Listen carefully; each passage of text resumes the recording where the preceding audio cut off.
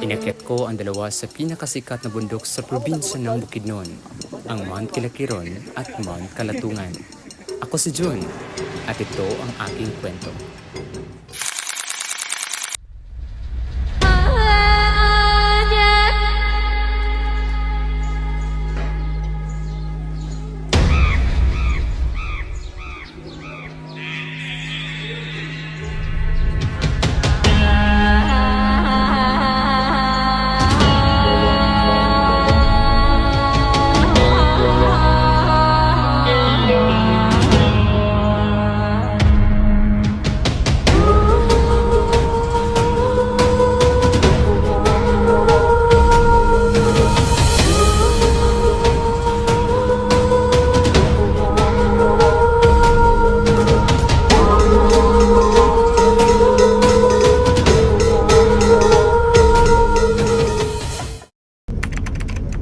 Limang araw at 4 na gabi.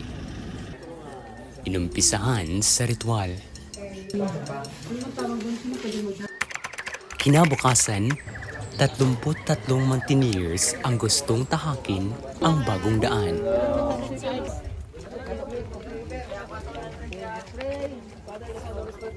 Mainit na araw ang bumungad sa amin. Dala-dala ang mga mabibigat na karga.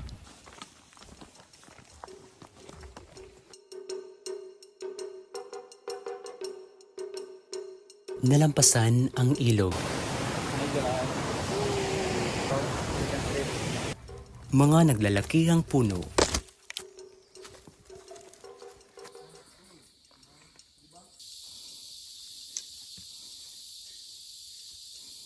At hayop na mas nauna pa sa amin. Pinuno na namin ang lagayan ng tubig dahil kinabukasan ay isang mahabang paglalakbay na walang water station.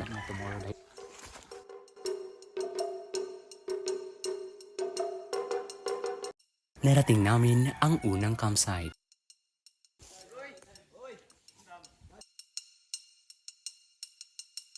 Sa puntong ito ay sinimulan kong akyatin ang Mount Kilakiron. Mga puno na nilamon na ng lumot. Mga kahoy na kailangang suungin.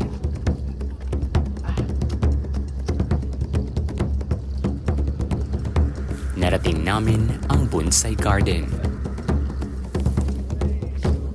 Here we go. Mount Induyan Bonsai Garden. Let's go. Tuloy ang aking pagkamangha. Isa lang tayong maliit na nilalang, pero may malaking parte na alagaan ang kalikasan. Yan ang kita kagamay. Sa Mozi Forest. Let's go. Grabe, rin kay Mozi di pa eh. Narating ko ang Mount Kilakiron.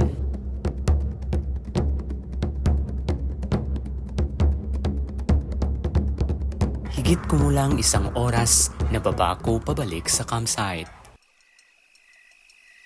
Kumain, Ngayon pa kung hapon. nagpahinga, at natulog. Sa pangatong araw,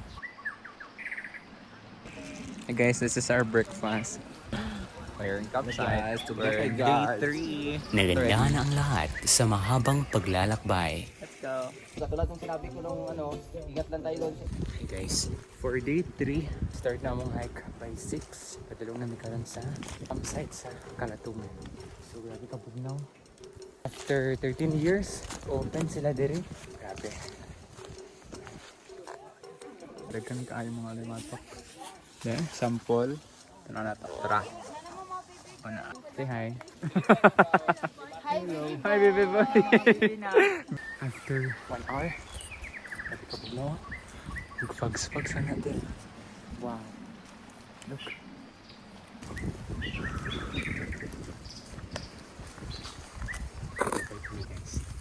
Take a break.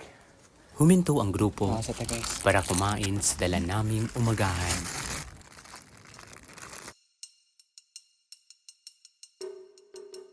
Hi guys. Narating namin ang Taglinawa Bonsai Garden. Kumain na sila. Like this. Malamig na hangin, Grabe ba? mga alimatik, mainit na daan, at matutulis na dahon ang tinahak Nasamad namin. na ko mga tiil. Muna ang kalatungan. Dumi matulog. Woo! Nakalabay namin sa bonsai garden. Sabi ka dagko sa kahoy, diba? Guys, lunchtime. Pork chop.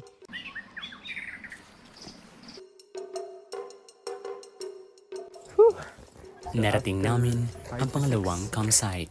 So na namin sa campsite and then let's go.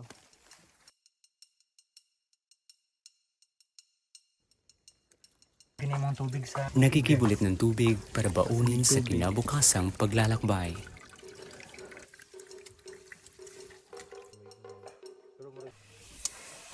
Tomorrow, Mount Kalatungan. So see you Kalatungan Summit and then good night.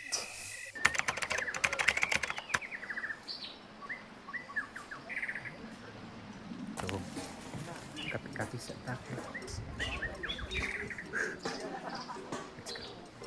It's day 4.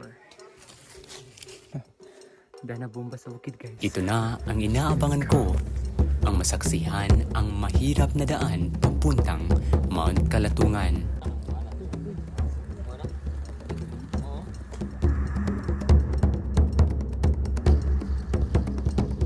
Isang bundok muna ang aming nilakbay, Hiking na ang sa Mount sa Tapuacon. Tapuacon started at 7.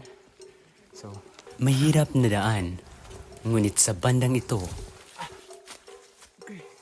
ito na ata ang pinakamagandang tanawin na nasaksihan ko.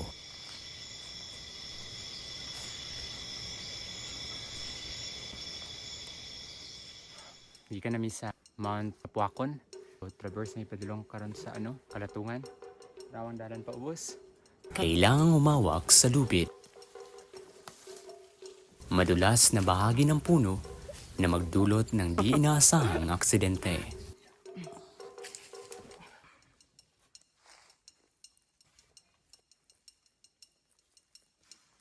So, muna ginilang nga kamang, no? Ito ang aking pagkamangha Wow! sa unang kita ko So, ng Mount Look at that. Tapuacon. Dira, may ikan.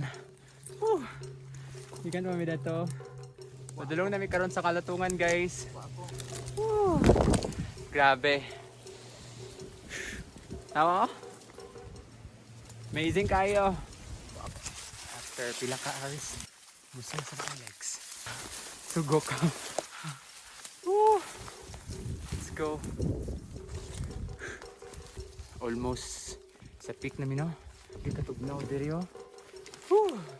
Nagfugs-fugs lang. Dama ko na ang ikalima sa pinakamataas na bundok sa Pilipinas. Experience.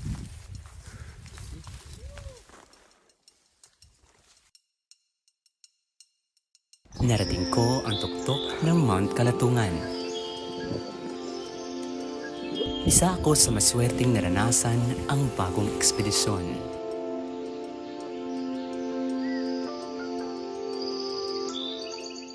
Hey guys, 6 hours trek. So, kapaway ra gid ni nami karon sa summit sa Mount Kalatungan. Alas 2 na ng hapon, mas pinili kong namnamin ang lamig dito sa summit. Peak. Tara mong tent dito. Kita na magnuno sa punso. Sana sa yelo. Sa aming paghihintay, Okay, ready? Okay, ready. Nanamisa!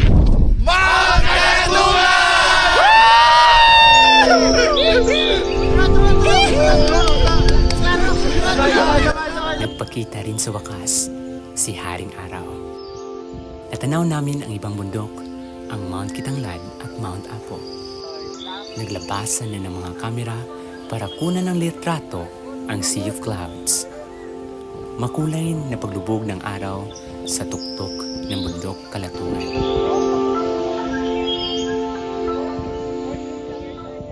guys, last dinner dito sa bukid. So nami karne, direta, and then nami sabaw. Kinabukasan, binalot ako sa lamig ng hangin. See? Paisa na diri sa peak. This is wow. Ako pang nag-aabang sa sunrise. Foggy, but I don't care. Ganda ng ano, ng weather, ang lamig. Grabe. Nasaksihan din namin ang pagtaas ng araw dito sa summit.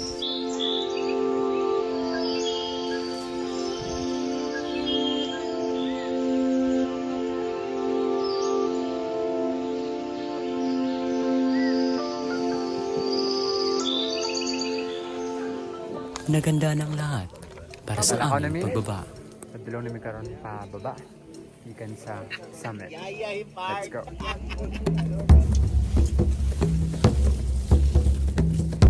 Mainit, Suwa mo nang tayo. mabigat na karga, Ang bag? Okay, 16 kilos. matutulis na dahon, at naghihinang katawan.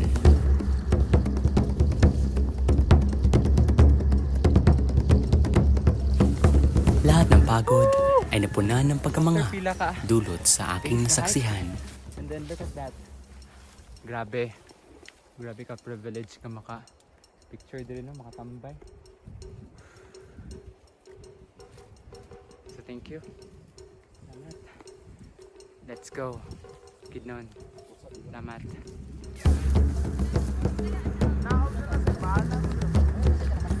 Here's the view deck.